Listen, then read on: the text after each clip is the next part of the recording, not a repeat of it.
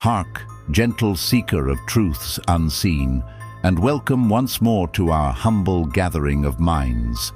Pray, draw near as we unlatch the creaking door to the 10th chapter of our continuing series, Whispers from Behind the Veil, an Esoteric Curriculum.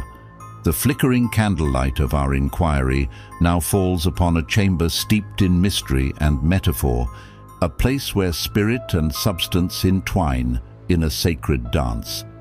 Tonight, we venture into the very heart of the great work, exploring the Alchemist's laboratory, not merely as a place of bubbling crucibles and arcane powders, but as a profound mirror reflecting the transformation of the self and of all matter. Let the echoes of ages guide our understanding as we delve into the cryptic arts that promise not riches of gold, but the far greater treasure of a soul refined. Our journey commences with the very foundation upon which this noble art is built. The three pillars, known to the initiated as the Tria Prima. These are not common elements to be found in the earth, but symbolic keys of profound significance, unlocking the tripartite nature of existence itself. First, we must comprehend Mercury, the ever-shifting, volatile principle. It is the spirit, the vital breath, the very essence of consciousness that animates the vessel. It represents the mind's boundless potential, its capacity for divine thought, and its connection to the cosmic intelligence that pervades all things. Then, behold Sulfur, the fiery, active force. This is the soul, the seat of passion, will, and desire. It is the burning ardor within, the driving impetus that compels us toward action and expression. It is the unquenchable flame of our individual being, the singular energy that defines our passions and our purpose. Lastly, we consider salt, the stable, crystalline form. This is the body, the physical vessel, the crucible of earthly experience. It is the tangible structure that grounds the volatile spirit and the fiery soul, giving them a form through which to learn, to suffer, and ultimately to be purified. In the alchemist's laboratory of the self, these three principles must be brought into perfect, harmonious balance, for only then can the true work of transformation begin. The mind, soul, and body, once at war, must become a unified whole.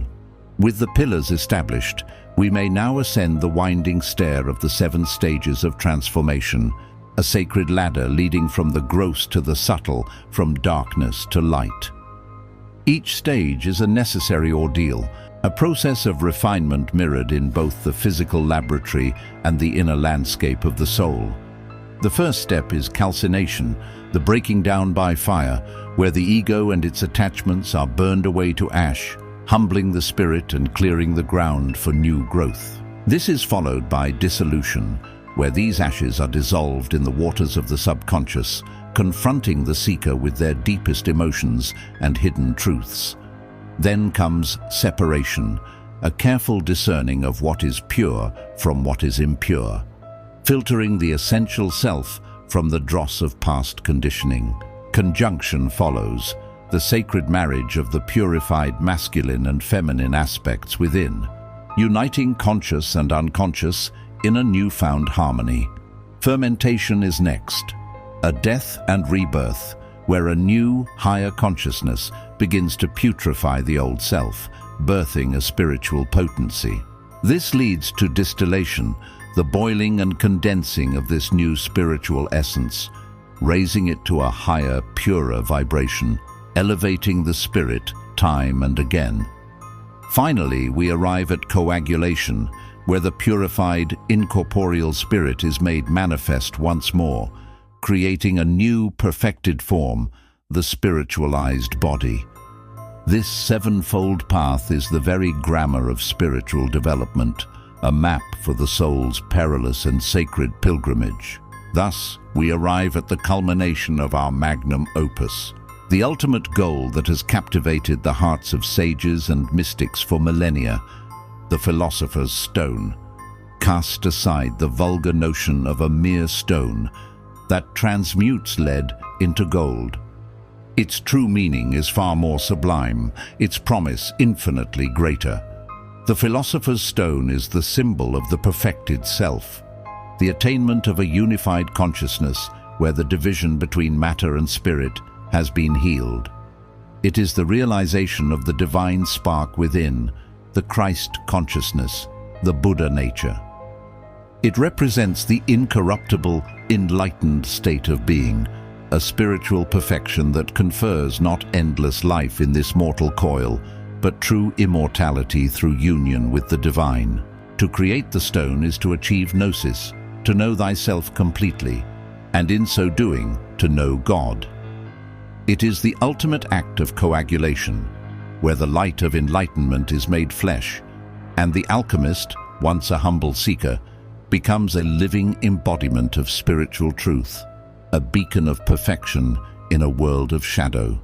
As the final embers of our discourse fade to a gentle glow, let these arcane symbols settle in your heart. The alchemist's laboratory is not a relic of a bygone era, but a living metaphor for the eternal human quest for wholeness. The Tria Prima are your mind, soul, and body. The 7 stages, your own spiritual journey.